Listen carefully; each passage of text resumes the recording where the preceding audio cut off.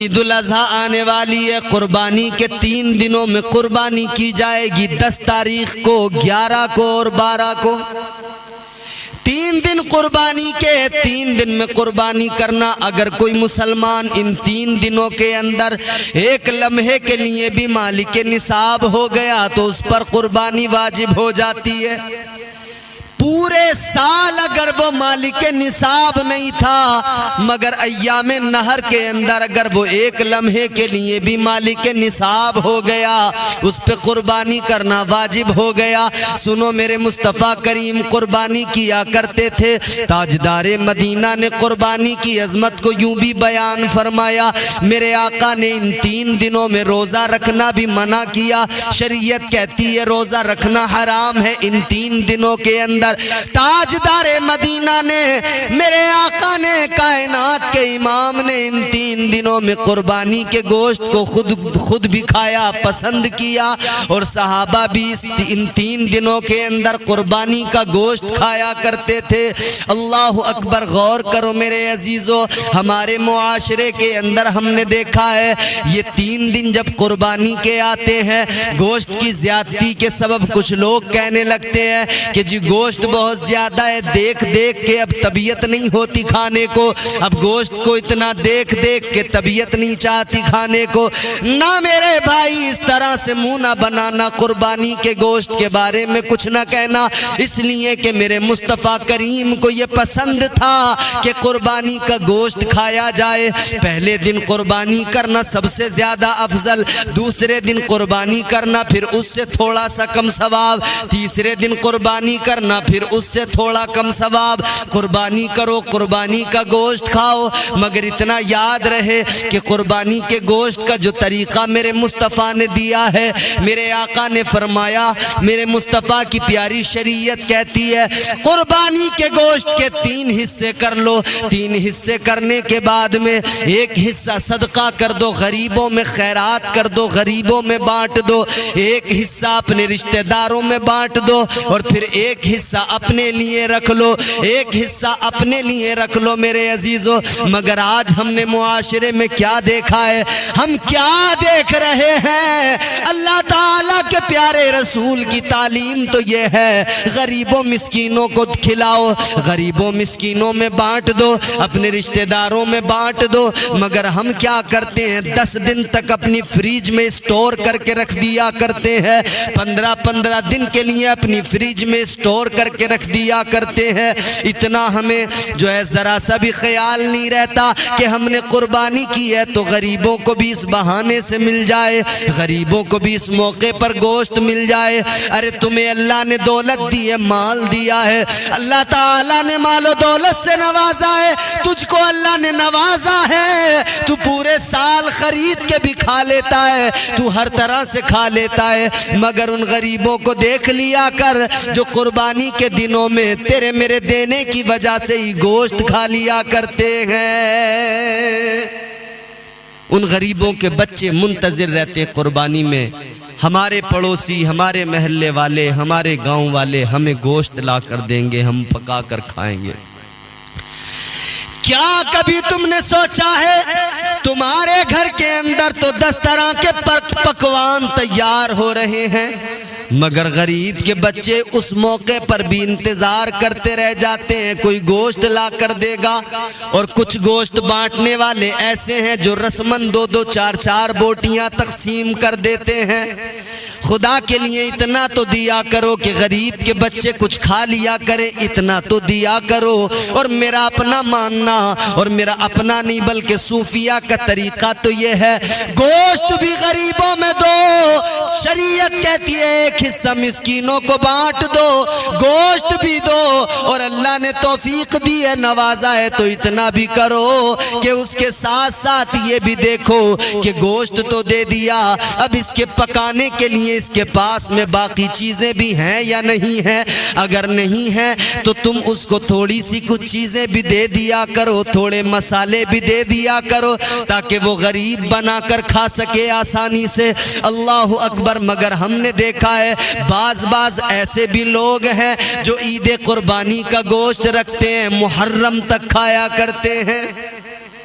بقرعید کے گوشت میں محرم کا حلیم تیار کیا جا رہا، فریج میں اسٹور کر کے رکھ دیا۔ خدا کے بندے، تو نے جانا نہیں اسلام کا مزاج کیا ہے، تو سمجھا نہیں میرے مصطفیٰ کی تعلیم کیا ہے، تو اسٹور کر کے رہتا ہے۔ اسلام کہتا ہے غریبوں کو کھلاؤ، اسلام کہتا ہے غریبوں کا خیال کرو، بانٹو، تقسیم کرو۔ آؤ میں آپ کو بتاتا ہوں، حضرت موسیٰ علیہ السلام اللہ کے جلیل القدر پیغمبر ہے۔ موسیٰ کلیم اللہ، کلیم ان کا خطاب ہے، اللہ سے کلام کرتے ہیں۔ حضرت موسیٰ علیہ السلام کے دور میں ایک انسان ہے جو بے حد غریب ہے، بے حد غریب ہے۔ ایک روز حضرت موسیٰ علیہ السلام کوہ طور پر جا رہے ہیں، اس غریب کے پاس سے آپ کا گزر ہوا۔ وہ غریب دیکھتا ہے، کہتا ہے موسیٰ علیہ السلام کہاں جا رہے ہو؟ فرمانے لگے میں اللہ سے کلام کرنے کوہ طور پہ جا رہا ہوں۔ وہ غریب کہنے لگا جا رہے ہو تو میرا ایک معروضہ بھی اللہ کی بارگاہ میں پیش کر دینا، میرا ایک پیغام رب کے حضور تک پہنچا دینا۔ حضرت موسیٰ علیہ السلام نے فرمایا بول کیا ہے؟ کہنے لگا میں نے آج تک کبھی پیٹ بھر کے کھانا نہیں کھایا، میں اتنا غریب ہوں کبھی پیٹ بھر کے کھانا نہ کھا سکا۔ اللہ اکبر کہتا ہے اے موسیٰ اللہ کی بارگاہ میں جا رہے ہو، اللہ سے اتنا میرا پیغام کہہ دینا، اتنی میری گزارش عرض کر دینا کہ پروردگار میرے مقدر کا جو بھی رزق ہے، جو ساری زندگی میں مجھے رزق ملنے والا ہے، میرا خدا وہ رزق مجھے ایک بار میں عطا کر دے تاکہ میں ایک بار تو پیٹ بھر کے کھانا کھا سکوں۔ کہتا ہے پروردگار سے کہنا کہ میرا سارا رزق مجھے اللہ ایک بار میں دے دے تاکہ میں ایک بار تو کم از کم پیٹ بھر کے کھا لوں۔ حضرت موسیٰ علیہ السلام نے فرمایا ٹھیک ہے۔ پروردگار عالم کی بارگاہ میں کوہ طور پر اللہ تعالیٰ سے جب ہم کلامی ہوئی، بات ہوئی، تو اس غریب کا پیغام بھی اللہ تک پہنچا دیا۔ یا اللہ وہ غریب کہتا ہے سارا رزق مجھے دے دے ایک بار میں۔ اے اللہ وہ کہتا ہے کہ ایک بار تو بھوک میں اپنی مٹا سکوں، پیٹ بھر کے کھانا کھا سکوں۔ حضرت موسیٰ علیہ السلام نے جب عرض کیا، اللہ نے فرمایا ٹھیک ہے۔ پروردگار نے اسے اس کا سارا رزق، اس کی زندگی بھر کا، اس کے مقدر میں جو بھی تھا اللہ نے عطا فرما دیا۔ اب میرے عزیزو، حضرت موسیٰ علیہ السلام تو آ گئے کوہ طور سے، کچھ وقت گزرا، ایک دن موسیٰ علیہ السلام کا اس طرف سے گزر ہوا، آپ دیکھ کر حیران ہو گئے۔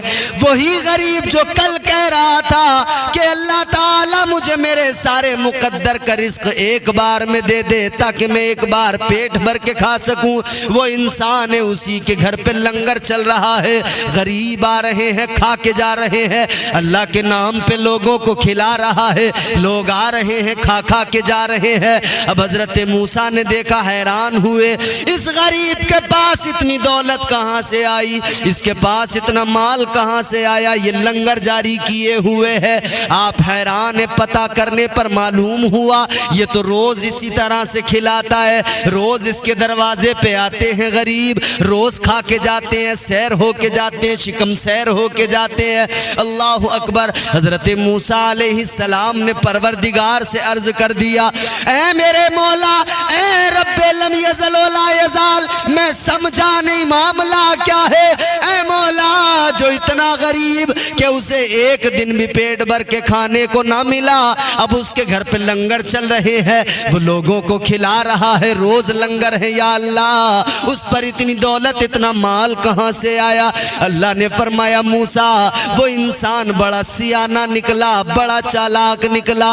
یا اللہ ماجرا کیا ہے؟ پروردگار نے فرمایا میں نے جب اسے اس کے مقدر کا سارا رزق دے دیا، اس نے خود نہیں کھایا، اس نے وہ سارا غریبوں کو کھلا دیا، یتیموں مسکینوں کو کھلا دیا، تو میرا تو وعدہ ہے کہ جو میری راہ میں میرے نام پہ خرچ کرے گا یا میرے نام پہ بھوکوں کو کھلائے گا، میں اسے مزید عطا کرتا جاؤں گا، میں اسے اور زیادہ عطا کرتا جاؤں گا، میں نعمتیں بڑھاتا جاؤں گا۔ اللہ فرماتا ہے وہ بڑا سیانہ نکلا، میں نے اسے دیا، اس نے غریبوں کو کھلایا، پھر میں نے اور دیا، نعمتیں بڑھائیں، وہ اور کھلا رہا ہے، وہ کھلاتا جا رہا ہے، میں بڑھاتا جا رہا ہوں، وہ لوگوں کو کھلاتا جا رہا ہے۔ اور میرا تو وعدہ ہے جو میری راہ میں ایک خرچ کرے میں اسے ایک کے بدلے 10 عطا کرتا ہوں، وہ ایک کو کھلاتا ہے میں اسے ایک کے بدلے 10 کا رزق دیتا ہوں،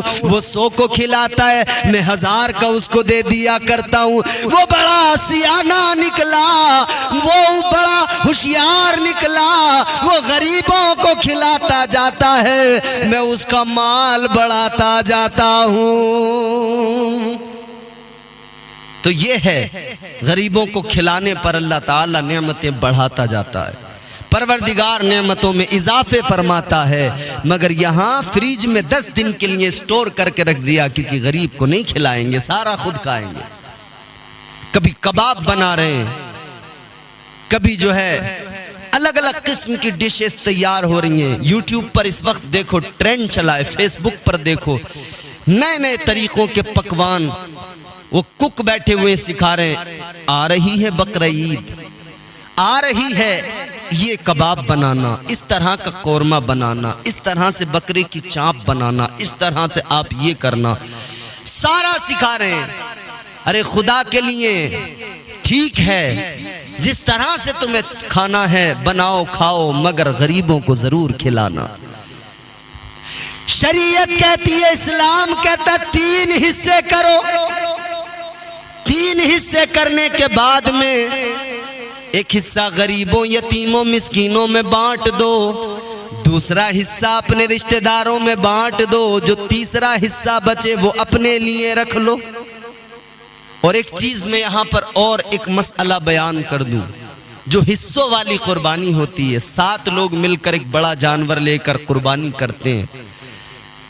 بعض جگہوں پر دیکھا گیا جب گوشت تقسیم ہوتا ہے تو اندازے سے تقسیم کر دیا کرتے، اتنا تجھے اتنا تجھے اتنا تجھے، کہتے کم زیادہ ہو جائے تو معاف کر دینا، سب اپنے ہی لوگ ہیں۔ لیکن اسلام کہتا ہے ایسا ہرگز نہ کرنا، ناپ کے تول کے دینا، برابر دینا، ایک بوٹی کسی پر کم نہ جائے، ایک کسی پر زیادہ نہ جائے، اس لیے کہ ایک دوسرے میں آپس میں تو تم انڈرسٹینڈنگ ہے، کہہ رہے ہو کہ ایک دوسرے کو معاف کر دیا، لیکن اللہ کا دین، اللہ کا پیارا مذہب، پروردگار کا عطا کردہ مذہب اور مصطفیٰ کریم کی دی ہوئی شریعت کہتی ہے ناپ کے تول کے وزن کر کے برابر تقسیم کرو، کم زیادہ نہ ہونے پائے۔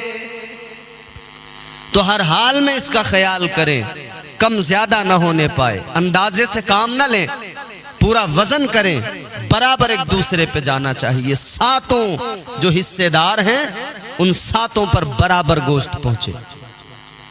مگر یہاں چل رہا ہے بس جیسے بھی چل رہا ہے، خدا کے لیے قربانی کر رہے ہیں، پیسے خرچ کر رہے ہیں، 5000 10,000، 5000 میں 4000 میں حصہ لے رہے ہیں، 5-6 ہزار میں حصہ لے رہے ہیں، یا آپ 10 15 20 ہزار کا کوئی جانور بکرا وغیرہ لا کر قربان کر رہے ہیں، ذبح کر رہے ہیں، تو آپ اس پیسے کو خیال رہے کہ یہ قبول ہو جائے قربانی رب کے حضور، پیسہ بھی برباد نہ جائے اور آپ کی یہ نیاز مندی بھی بیکار نہ چلی جائے۔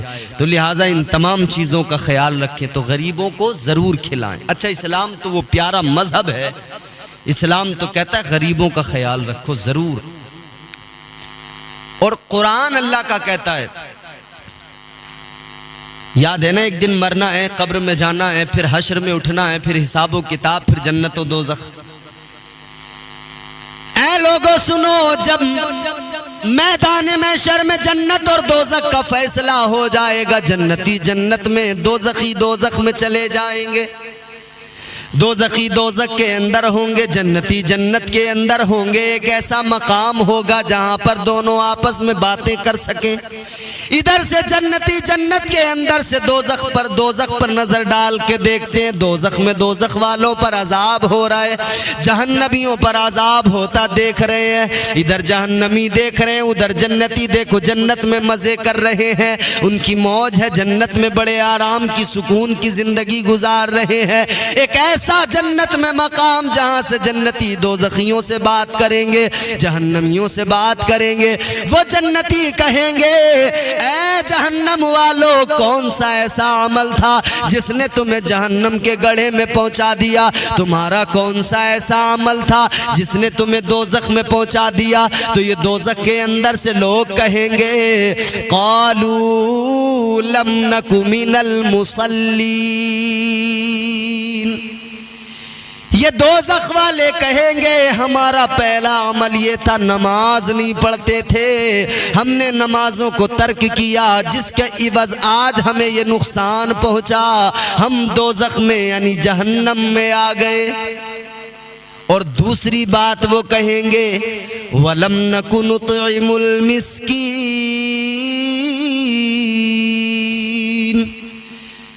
وہ دوزخ والے کہیں گے دوسرا عمل ہمارا یہ تھا، ہم یتیموں مسکینوں کو خیال نہیں کرتے تھے، یتیموں مسکینوں پر ہم نے کبھی رحم نہیں کیا، انہیں کھلاتے پلاتے نہیں تھے، ان کا خیال نہیں کرتے تھے۔ غریبوں یتیموں مسکینوں کا خیال نہ کرنے والوں غور کرو، دوزخ میں دوزخی کہہ رہے ہیں وَلَمْ نَكُ نُطْعِمُ الْمِسْكِينَ۔ اور مسکینوں کے تعلق سے، یتیموں کے، غریبوں کے تعلق سے تو قرآن میں متعدد مقامات پر اللہ نے فرمایا۔ پروردگار عالم کا قرآن کہتا ہے أَرَأَيْتَ الَّذِي يُكَذِّبُ بِالدِّينِ فَذَلِكَ الَّذِي يَدُعُّ الْيَتِيمَ وَلَا يَحُضُّ عَلَى طَعَامِ الْمِسْكِينِ۔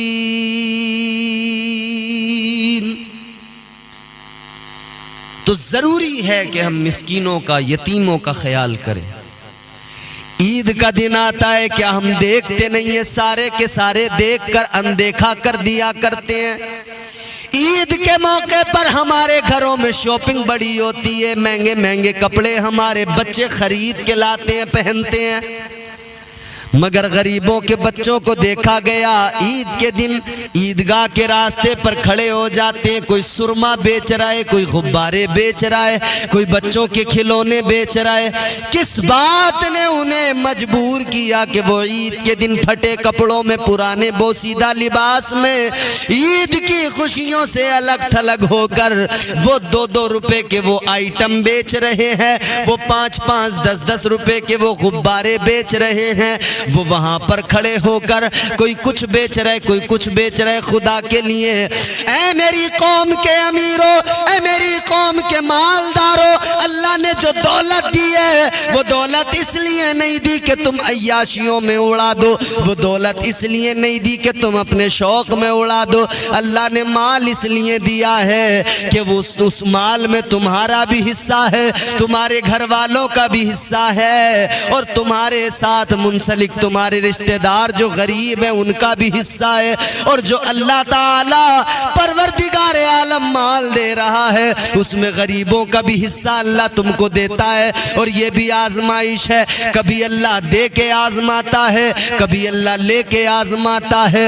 ایک وہ جو فٹ پاتھ پہ کھڑے ہو کے بھیک مانگ رہے، اللہ اس کو بھی آزما رہا ہے کہ یہ اس عالم میں غربت میں بھیک مانگ رہا ہے، مگر میرا صابر و شاکر ہے یا نہیں ہے، میرا شکر ادا کرتا ہے یا نہیں۔ اور ایک وہ ہے جو محلوں میں ہے، اللہ اسے بھی آزما رہا ہے کہ یہ میرے نام پر خرچ کرنے کو تیار بھی ہے یا نہیں، میں دے رہا ہوں تو یہ میرے غریب بندوں کو کھلاتا پلاتا بھی ہے یا نہیں۔ آزمائش ہے، امتحان ہے میرے بھائی۔ اللہ تعالیٰ کبھی دے کے آزماتا ہے، کبھی لے کے آزماتا ہے۔ اور ہمیشہ یاد رہے مال دولت پہ کبھی غرور گھمنڈ تکبر نہ کرنا، یہ آنی جانی چیز ہے۔ ایک وہ انسان جو مخمل کے گدوں پہ محلوں میں سوتا ہو، ایک وہ غریب جو پھٹے لباس میں ہمارے آپ کے سامنے رہتا ہو، ہم اپنی آنکھوں سے دیکھتے ہیں، شاید کبھی ہمیں لگتا بھی ہوگا کہ یہ غریب آدمی ہے، اس کی کیا اوقات، اس کی کیا حیثیت۔ کیونکہ یہاں تو اوقات اور حیثیت مال و دولت سے سمجھتے ہیں نا لوگ. جتنا بڑا حرام کھانے والا ہو، جتنا بڑا بھرشٹاچاری ہو، کرپٹ ہو، اگر مالدار ہے لوگ اسے کرسی دیا کرتے ہیں، بڑی عزت سے بٹھایا کرتے ہیں. لیکن غریب ہو، جسم پہ پھٹا پرانا لباس ہو، چاہے جتنا زیادہ پرہیزگار ہو، لوگ اس کو جو ہے منہ لگانے کو تیار نہیں ہوتے. چاہے جتنا زیادہ شریف انسان ہو، لوگ اس شریف کی شرافت کا مذاق اڑایا کرتے ہیں. یہ حال ہے آج کل. اس غریب شریف انسان کی شرافت کا مذاق اڑایا جاتا ہے. یہ کون کر رہا ہے؟ ہم ہی لوگ کر رہے ہیں نا. 4 پیسے آ جائیں تو اکڑ جاتے ہیں. مگر یاد رکھنا، کبھی کسی کو دولت کی بنیاد پر، مالداری کی بنیاد پر اس کے وقار کو اور اس کے سٹیٹس کو نہیں جانچنا پرکھنا اس طرح سے نہیں ہے، بلکہ پیمانہ دوسرا ہے. پروردگار عالم نے قرآن مجید میں فرمایا، اللہ تعالیٰ کا قرآن کہتا ہے اِنَّ أَكْرَمَكُمْ عِندَ اللَّهِ أَتْقَاكُمْ.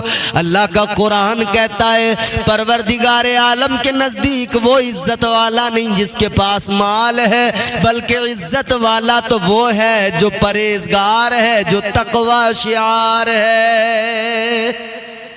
اللہ تقوی کی بنیاد پر عزتیں عطا کرتا ہے. مگر یہاں پرہیزگاری اگر غریب ہے تو اس کا بھی لوگ مذاق اڑا رہے ہیں. یاد رکھنا میرے عزیزوں، ایک بادشاہ تھا، محل میں اپنے سو رہا تھا. بادشاہ اپنے محل کے اندر عیش و عشرت کی زندگی گزار رہے، مزے کی زندگی گزار رہے. مگر ایک غریب ہے جو سڑک پر، اس کے پاس اوڑھنے بچھانے کو بھی کچھ نہیں ہے، نہ بستر ہے، نہ گھر ہے، نہ چھت ہے. فٹ پاتھ پہ سو رہا ہے وہ غریب. بادشاہ نے محل کی کھڑکی سے جھانک کے دیکھا، بادشاہ تو مخمل کے گدوں پہ سو رہا ہے، مخمل کے گدوں پہ آرام کر رہا ہے. مگر وہ غریب سڑک پہ فٹ پاتھ پہ سو رہا ہے. ایک پھٹا پرانا سا کمبل ہے، آدھے کو بچھا لیا، آدھے کو جسم پہ اوڑھ لیا. وہ غریب انسان فٹ پاتھ پہ اس طرح سے سو رہا ہے. وہ بادشاہ محل کے اندر ہے. اسے خیال آیا اس کی زندگی میں میری زندگی میں کتنا فرق ہے. میں اپنے محل کے اندر عالی شان محل میں مخمل کے گدوں پہ سو رہا ہوں، میرا یہ نرم و نازک گداز بستر ہے، اور یہ سڑک کے کنارے فٹ پاتھ پر پڑا ہے، نہ بستر ہے نہ کوئی چھت ہے اس کے پاس میں. بادشاہ یہی خیال لے کر سو گیا. صبح اٹھا، بادشاہ نے کہا کہ وہ باہر ایک غریب، ایک فقیر سویا ہوا تھا، اسے لے کے آؤ، محل سجاؤ، دربار لگاؤ. دربار لگایا گیا، اس غریب کو بلایا گیا. غریب آیا. بادشاہ اس غریب اللہ والے سے کہنے لگا، اے غریب، تیری اور میری زندگی میں کتنا فرق ہے. میں نے تجھے رات سوتے دیکھا، تو فٹ پاتھ پہ، راستے پہ، سڑک کنارے سو گیا. تیرے پاس نہ بستر تھا، نہ تیرے پاس کوئی چھت ہے، نہ مکان ہے. تو وہاں سڑک کے کنارے پر سو رہا ہے، اور مجھے دیکھ میں عالی شان محل میں. اب ذرا یہ بتا دے، تیری اور میری زندگی کا فرق، تیری اور میری رات کا فرق کیا ہے؟ تیری رات کیسی گزری اور میری رات کیا ہے؟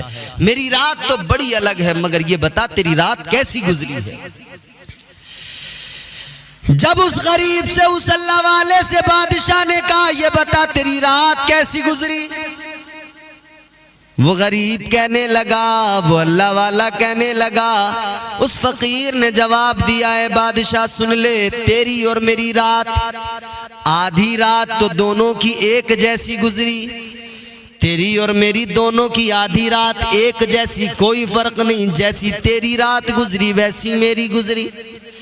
مگر آدھی رات کے بعد میں جو اگلا رات کا حصہ تھا، وہ آدھی رات میری جو ہے وہ تیری آدھی رات سے زیادہ اچھی گزری. بادشاہ حیران ہو گیا سن کر. یہ غریب سڑک پہ سونے والا مجھ سے کہہ رہا ہے کہ میری آدھی رات تجھ سے زیادہ اچھی گزری. بادشاہ کہنے لگا بتا تیری رات میرے برابر کیسے ہو گئی اور مجھ سے اچھی کیسے ہو گئی؟